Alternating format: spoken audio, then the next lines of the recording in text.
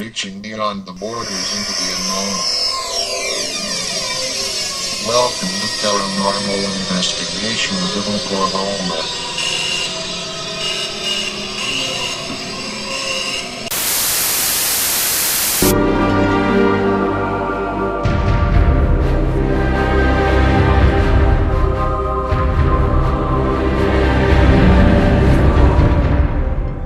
Reaching beyond the borders into the unknown. Hello everyone, and this is Paranormal Investigations of Oklahoma. I am Kale Epperson, and I'm going to be guiding you through this episode. And let's talk about the weekend. The supermoon was out. From checking Facebook and Twitter, I could tell a lot of teams had a lot of cool activity. It was an active night for a lot of groups. The team that I'm on, we actually investigated a dual location, which is 2 buildings in one night. We had a lot of interesting activity. One of the buildings that we're in, a team member had heard a disembodied voice.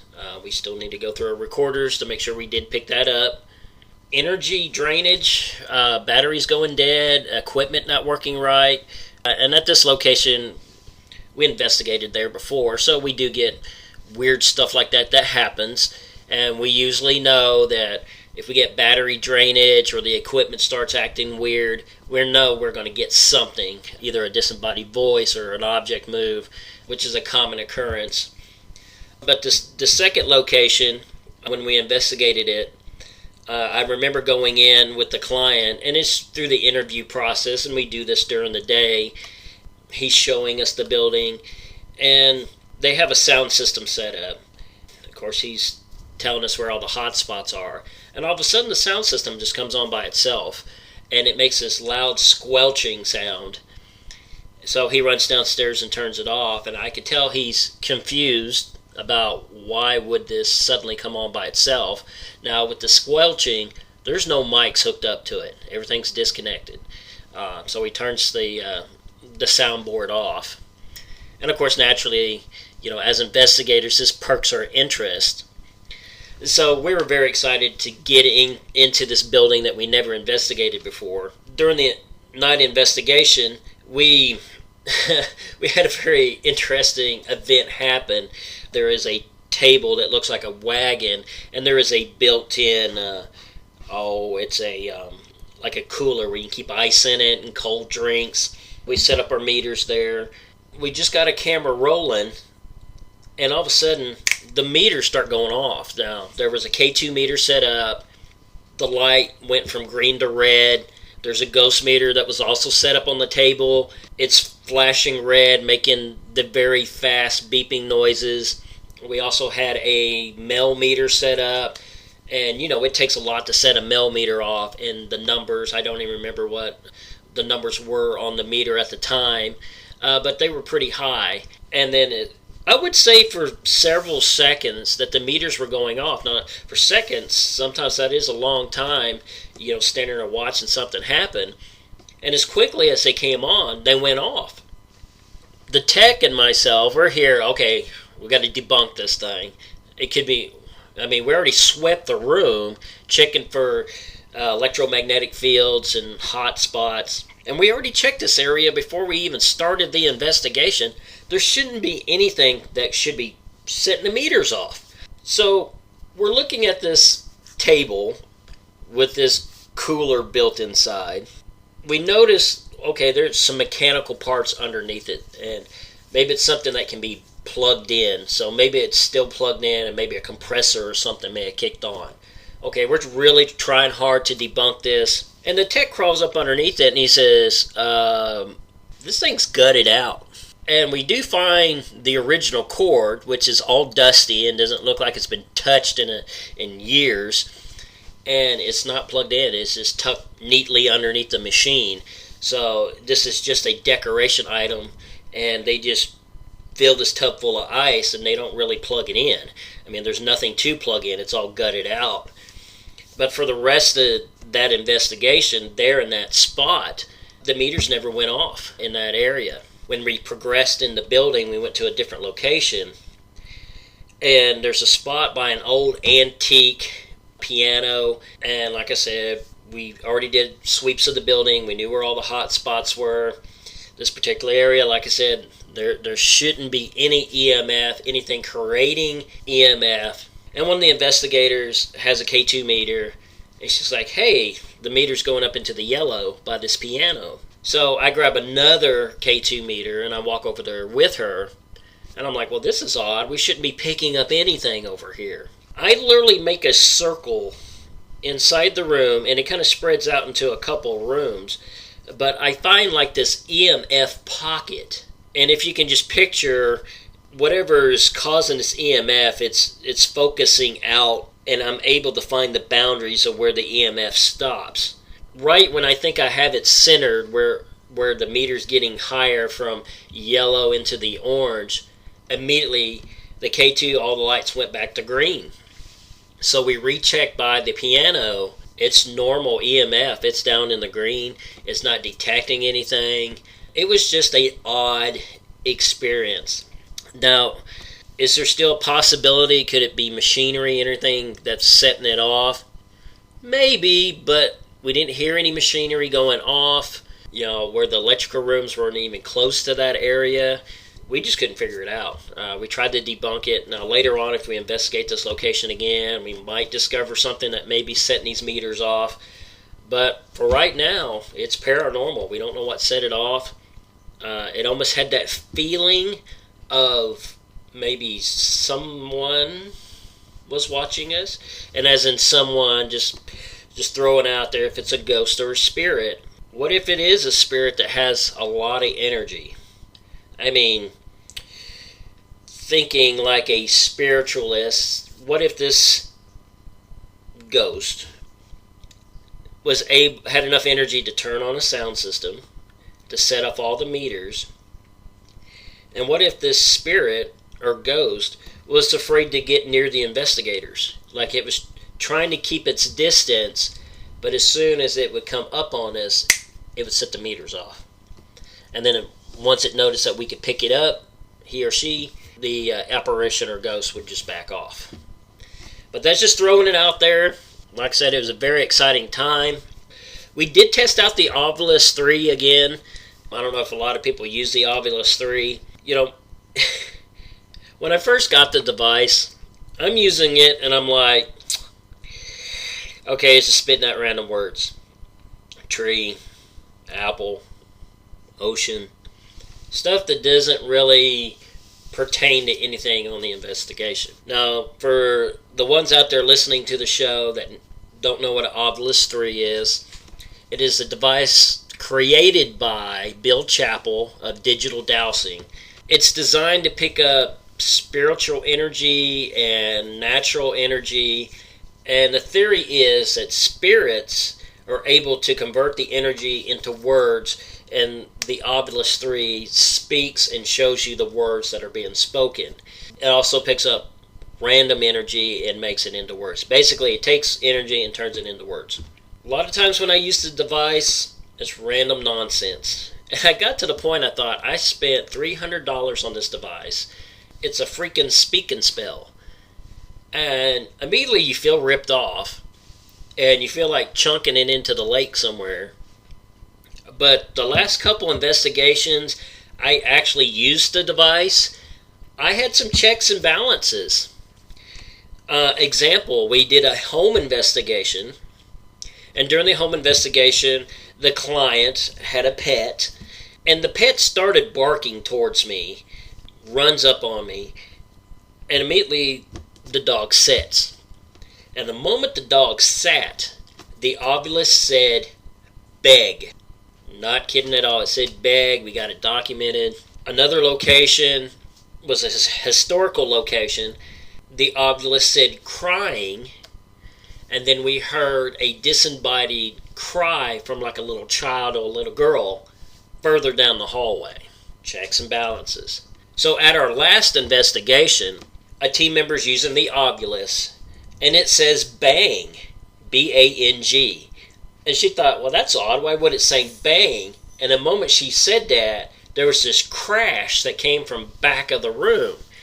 Well, this old historical building, they use it, for like entertainment purposes. So in the back there is an ice machine, and it happened to crash the ice down the moment after the obelisk said bang, checks and balances. It's like, okay, is there something out there trying to tell us it's getting ready to do something? Is it the energy that's flowing out there, and the obelisk was able to pick that up and determine what's going to happen before it happens? I don't know. That's why it's paranormal. But yeah, it was a great weekend. Very great weekend. The team had a good time. We were safe, professional, great time. Very great time. Okay, July 26th, 2014. All right, it looks like there's going to be a paranormal conference coming up here. It's going to be down south in Medicine Park, Oklahoma. If you don't know where Medicine Park is, it's down by Lawton, by Fort Sill. And it's going to be called the Tree of Life Celebration.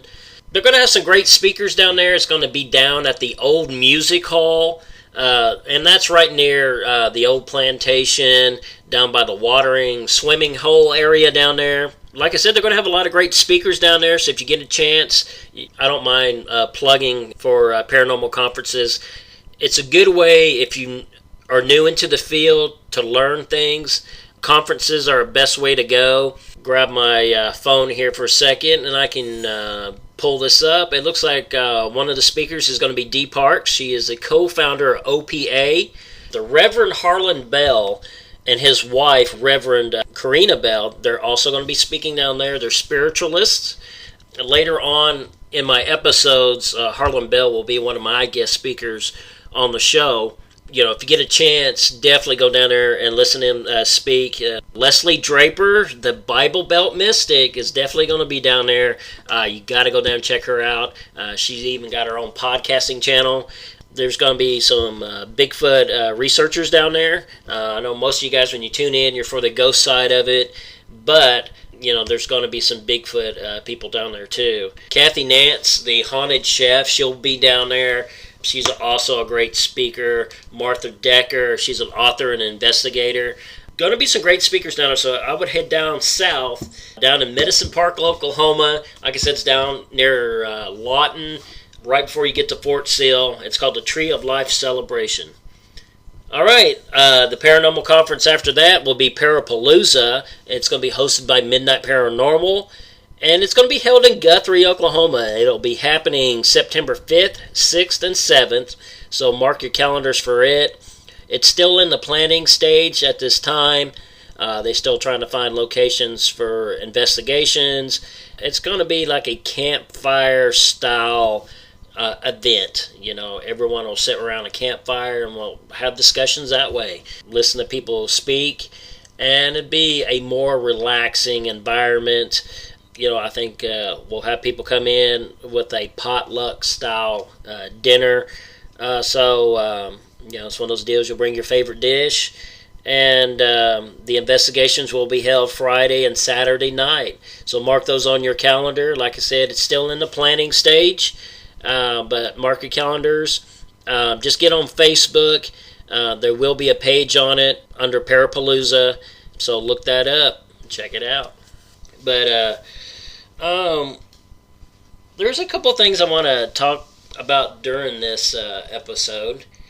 And, I mean, one topic I want to kind of strive on as I'm looking, like, through blog pages, Facebook, ghost pages, and you've seen them, you know, haunted something, paranormal something, ghost something. And I read through these pages, and I see that a lot of groups, and this even on Twitter, a lot of groups are getting away from basic parapsychology. And you know what I'm talking about. It seems like a lot of the groups that are getting started, or even the older groups, are backing away from the science of paranormal research, paranormal ghost hunting, paranormal investigations. And to me, it's kind of, I kind of wonder why. Is it because of the TV shows? They watch all this exciting stuff all this entertainment on television, and that's kind of where they want to move their groups and their teams. A lot of teams are thinking everything's demonic. They're really I'm very surprised how everything is considered demonic now, even though there's no proof. They're just assuming, and there's the word, assuming, that everything's demonic, everything's evil, but they backed away from the science of it. A good indication is the photographs that are being posted on these so-called ghost pages, paranormal pages. And you're looking at these photographs, and they're easily debunkable. Now, yes, when I'm looking at this photograph from somebody that posted in a different state, yes, I wasn't there. I didn't have the same experiences that they had. But simple debunking can keep you from looking like a fool in front of everybody, okay? So if I take a picture and it happens to have a wall with texture on it, and then I draw a circle in that photograph and say, can you see the man in the photograph? And if you're looking at the photograph and it's pareidolia or matrixing, come on now, seriously? Or your freaking fingers in front of the camera and you photograph the reflection off your finger. Look, it's a shadow person. Guys, gals, teams, you gotta debunk. I see a lot of it. Another thing that gets into my crawl, and crawl is kind of an oaky term for anybody listening to this, and you can tell from my oaky accent, okay? Boy, this guy talks funny. Well, of course I do. I'm from Oklahoma. Okay? And I can talk bad about myself. Okay? But anyway, one thing that gets in my crawl, I see real people who have problems. They live in a building or a residence where they have paranormal activity. They're scared. They're frightened. They're trying to find answers. So that everybody knows the quickest way to find information now is to get on the internet. So that's what everybody does. They'll Google something, the search engine something. How do I get ghosts out of my house? How do I get spirits out of my house? How do I know I have spirits in my house? And they get directed to these pages, these blog posts, the Facebook pages, the Twitter pages, and all they're running into is a bunch of assumers that are posting. And here, this is what, okay, let me just go right to the point. These people have legit problems. They post for help. So you get these assumers that are telling these people without even investigating their home. They're just getting a brief description from this individual what's going on, and immediately they're jumping on the bandwagon of, you got a demonic case, you got demons in your house, you got monsters in your house, you need to do this, you need to do that. When all you're doing is scaring the crap out of these people. Seriously, you're scaring the crap out of these people, alright? Don't assume these people know what you're talking about when it comes to the field of the paranormal, because they don't. That's why they're looking stuff up, because they don't know what's going on, or their only research is from whatever is posted on TV, okay? So, you're scaring the crap out of these people. Telling them there's demons in their house. If they post a photograph, oh my gosh, you got a shadow man. He's demonic. He's going to hurt you and your family. Yes, people post that stuff. It's crap. Absolute crap. This is my rant. Am I ticked off about it? Yes. I get upset when the professional gets on there And he's trying to help this person. And when the professional or the experienced investigator, researcher gets on there, sir or ma'am, what you need to do is contact a local paranormal team to come in and research your home, and then let them determine if you have something or not, and then you can take steps from there. That professional, that experienced person that's been in the field for a while, that knows what the heck they're talking about, starts getting bashed and starts getting criticized by the assumers. Oh, you don't know what you're talking about. This lady has demons. Folks, that just ticks me off, okay? You shouldn't be giving advice to people if you don't know what you're talking about, because all you're doing is scaring them.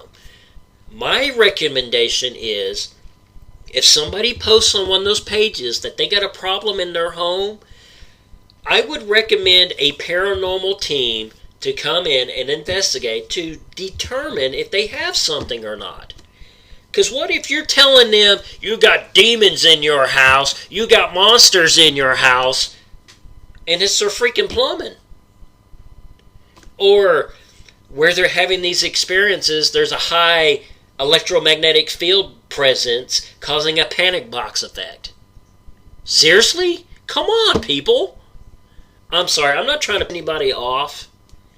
That's just my rant. And I know if you've been in the field long enough and you've been experienced enough, you know exactly what I'm talking about. Because if you're listening to this, more than likely you're experienced in the field, you know what's going on, and it drives you nuts when a bunch of thrill seekers or a bunch of inexperienced people get on there and they start telling people they got monsters and demons in their home when you're freaking, Walla Walla, Washington, and this person may be in freaking California, and you don't know what's going on in their home. You're just assuming it's a demonic monster presence that's going to eat you. Seriously? That's just my rant. Like I said, it's not to mean to make people mad. I want you to be open-minded when you listen to the show. And I understand there's people out there with abilities. I mean, I'm going to have people on the show with abilities. But the people I know that have psychic abilities, mediums, spiritualists, they don't go to people and scare the crap out of them during an investigation or before the investigation. The people I know that are professionals in the spiritual realm of it, when they're on Facebook, they say the same thing as the scientific ghost hunter or investigator. Well, ma'am, sir, would you like a team to come in and investigate your home? If you live in Texas, you can research Texas teams. If you're in this state, you can research these teams. They do the same thing. All the professionals, they don't assume until they actually do the investigation. And I know there's a lot of people out there that are probably getting ticked off at me right now going, you don't know what the heck you're talking about. Yes, I don't know what your abilities are. Some people claim, and I'll just use claim, I'm just trying to be nice, claim that they can look at a photograph and determine if there's spirits in the photograph. They can determine if there is a presence in the home, and they can tell if it's a man or a woman, blah, blah, blah, blah, blah, blah, blah, blah, blah. Okay, I don't know what's going in your head. I don't know what your abilities are. And it's possible you can do that. Okay, I'm not here to... I know I sound like I'm bashing you. I'm not. Okay? All I'm saying is be smart with it, because you're scaring people. Okay? That's just my kicker on it. I mean, like I said, I know a lot of spiritualists, some psychic people, mediums. They don't do that to people. They may do readings on people, but they don't scare them to death. Okay? And even if they do detect something negative in the home, they're going to be polite, professional, calming, and they'll work with that person. If it's something negative in the home, they will let them know what steps need to be taken, from either smudging the home, blessing the home, to get rid of whatever's in there. Okay? Are all spirits evil and monsters and demons? My personal belief, no. I don't think so. I haven't found any evidence proving otherwise. Now, I know there's a lot of different religious beliefs. Some people believe that all ghost spirits are demonic, they're evil, while other religions don't. I've been on a lot of investigations where if there was something there, it wasn't evil. In fact, it wasn't evil at all. It's very rare to go on those cases. Are there angry spirits? Well, yeah, some I feel don't want to be messed with. How many times have you gotten EVPs that said, leave me alone, go away, get out of here? They just don't want to be messed with. Sometimes I wonder, when you cross into the next grid, or you cross over into that beyond, maybe there's rules. Maybe there's something, once you cross the boundaries from our existence to the next, that maybe you're not supposed to speak with the living. Maybe you're not supposed to do that. A lot of, people, spiritualists and stuff, depending on what religious belief you are, some believe you don't speak with the dead. So what if the dead is not supposed to speak with you? But is it a rule? Is there a reason for it? But we do get EVPs. We do get stuff that talks back. People that talk back. Spirits is what I mean, that talk back. Responses back. I mean, that's why it's paranormal. We don't know what's going on. I'm trailing off. But like I said, if you see a post like that, somebody needing help, you may just send them a private message, okay, on Facebook, and just say, sir or ma'am, I would just post something like, I'm going to private message you, and send them a private message, and that way you can chat that way. That way you're not scared them half to death. One thing that interests me when it comes down with the paranormal is I notice a lot of places that are claimed haunted, or we do discover some form of evidence of, the paranormal. I notice that the buildings are unique, and it's something I want to do more research on. One theory is like when homes are built like on limestone or granite, that it focuses more energy into the dwelling, that causes more paranormal activity.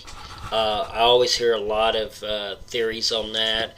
I remember watching a old TV show, and on the episode they talked about these cowboys that rented out this farmhouse, and every night they would get tormented by some type of spirit living there. People didn't believe them, and the activity was always different. Either all three cowboys in each different room would have experiences, or one cowboy would be tormented while the other two didn't realize what was going on. And what I mean by tormenting is they'll be laying in a bed and the walls will be pounding, pictures on the walls will be flying off or rattling on the walls, hearing voices and stuff, while everyone else didn't hear anything. And on this episode, they also talked about how their wives came in, thought they were just being foolish, and then had some of the similar experiences. So during that research from a paranormal group, and like I said, when I watched the show, it was probably in the 90s, and I think it was filmed back in the 80s, and they were talking about how they did research, and that they discovered that this home was built on limestone or granite, and there was a water source underneath that. And they tried to come up with a scientific reasoning that maybe vibrations from all the water movement could be causing, different effects in the home. But I was always curious, and it's something I've always studied at different locations I go to, is it seems like paranormal activity, like in a home, it seems like hallways are always a focal point for paranormal activity.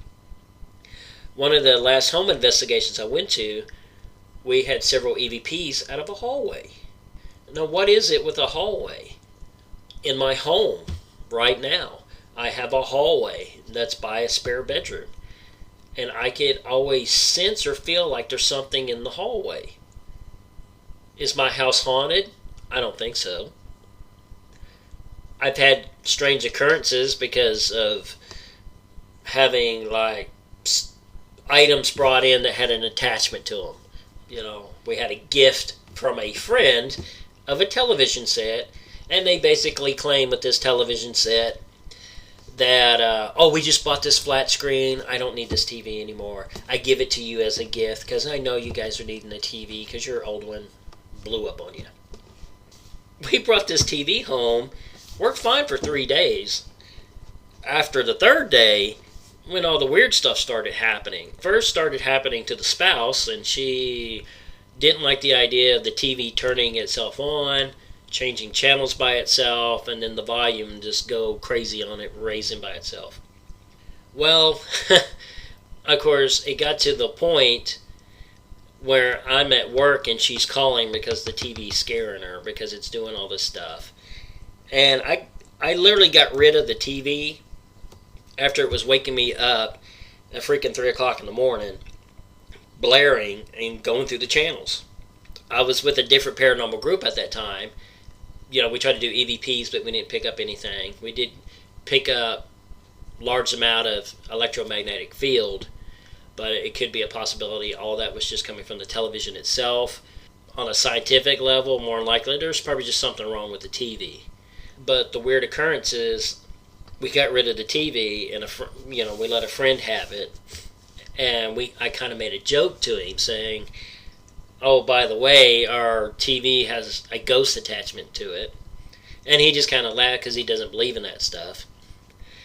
And he takes the TV home, plugs it up, works fine for 3 days. After the third day, same thing happens, and he gets rid of the TV. I'm getting off subject, so I'm sorry. But like I said, with homes, it seems like hallways seem to be a focal point of paranormal activity.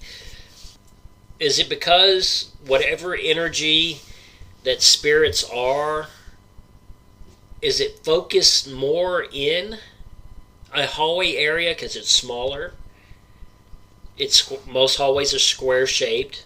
Its shape has to do anything with it. Could it be just weird designs? My home has a weird design to it. It has vaulted ceilings.